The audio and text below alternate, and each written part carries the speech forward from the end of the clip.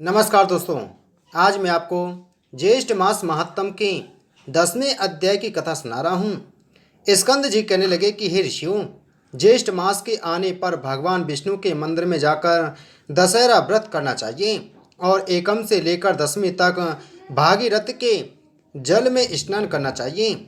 ऋषि कहने लगे कि हे स्कंद जी, इस व्रत का दशहरा नाम क्यों हुआ और एकम तिथि में स्नान क्यों करना चाहिए? यह सब बात आप हमको विस्तार पूर्वक समझा कर कहिए। स्कंद जी कहने लगे कि हे ऋषियों, ज्येष्ठ मास शुक्ल पक्ष 10वीं तिथि बुधवार हस्त नक्षत्र गरकर्ण आनंद योग व्यतिपात योग कन्या राशि के चंद्रमा और वृषभ राशि के सूर्योदय होने पर स्नान दान पूजन आदि करने से मनुष्य सब पापों से मुक्त हो जाता है और इस लोक में अनेक प्रकार के भोगों को भोगकर अंत समय में विष्णु लोक को प्राप्त होता है। अन्याय से पराय द्रव्य को हरना, शास्त्र विरुद्ध हिंसा करना, पराय स्त्री से भोग करना, यह 3 प्रकार का कायक कर्म कहा जाता है। कठोर व्रत वचन बोलना, झूठ बोलना, किसी की चुगली करना, राजा को देश की आय को निष्प्रयोजन व्यय करना, ऐसे 4 प्रकार के अशुभ फल देने वाले वाचिक कर्म कहे गए हैं। दूसरों की बुराई की इच्छा करना, परलोक कुछ नहीं, यह शरीर ही आत्मा है, ऐसा विचार और प्रचार करना, ये 3 प्रकार का मानस पाप कर्म कहा जाता है। ज्येष्ठ शुक्ल पक्ष की 10वीं को दर्शन स्पर्श मंजन पान अर्चन आदि करने से ऊपर कहे गए 10 प्रकार के पापों का नाश हो जाता है। इसलिए पूर्वदर्शी मुनियों ने इसका नाम दशहरा रखा है। ज्येष्ठ शुक्ला 10वीं के दिन स्नान मात्र करने से 10 जन्मों के अर्जित पापों का नाश हो जाता है, इसलिए भी इसका नाम दशहरा हुआ।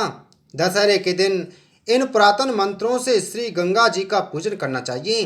मंत्र श्री शिवा को नमस्कार है, शांता और नारायणी को नमस्कार है, 10 विधि पापों का नाश करने वाली श्री गंगा जी को नमस्कार है। उसी स्थान में महान ओजस्वी 10 देवताओं का पूजन करें। 10 देवताओं के नाम नारायण, महेश, ब्रह्मा, सूर्य, भागीरथी, हिमवान, स्कंद, गणेश, चंडी और सोम हैं।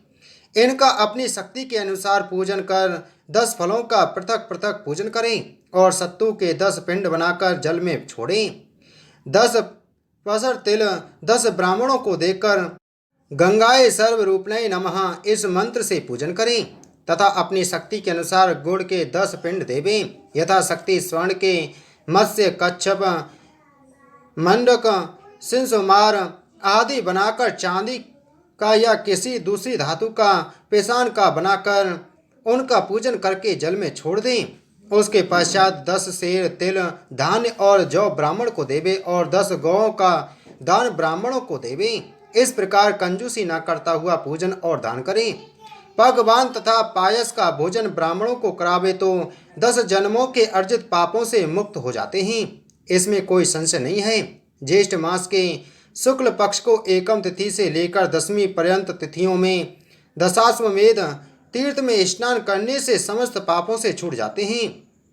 ज्येष्ठ शुक्ल के एकम से लेकर समस्त जन्म के पापों को नष्ट करने वाली 10वीं तिथि पर्यंत सभी तिथियों से क्रम से स्नान करने वाला मनुष्यों में श्रेष्ठ होता है और दशहरे के दिन दशाश्वमेघेश्वर के लिंग का दर्शन करने से 10 जन्म के अर्जित पापों का नाश होता है, इसमें संशय नहीं है और 10 योगा नाम इसकी प्रसिद्धि है। 10वीं के दिन तो 10 योगों का संबंध हो अथवा न हो, अकेले ज्येष्ठ मास की ही सर्वश्रेष्ठ है। समस्त योगों से रहित होने पर भी केवल ज्येष्ठ मास ही निश्चित रूप से मनवांचित फल देने वाला होता है। जैसे आकाश में नक्षत्र गणों के साथ चंद्रमा शोभित होता है, वैसे ही योगों का साथ ज्येष्ठ मास पर शोभित होता है। केवल योगी शोभित नहीं होते, बिना ज्येष्ठ मास के एकत्रित सब योग ही निष्फल होते हैं, इसमें संशय नहीं है। इति श्री ज्येष्ठ मास महात्म 10वां अध्याय संपूर्ण। बोलो ज्येष्ठ मास महात्म की जय। बोलो विष्णु भगवान की जय।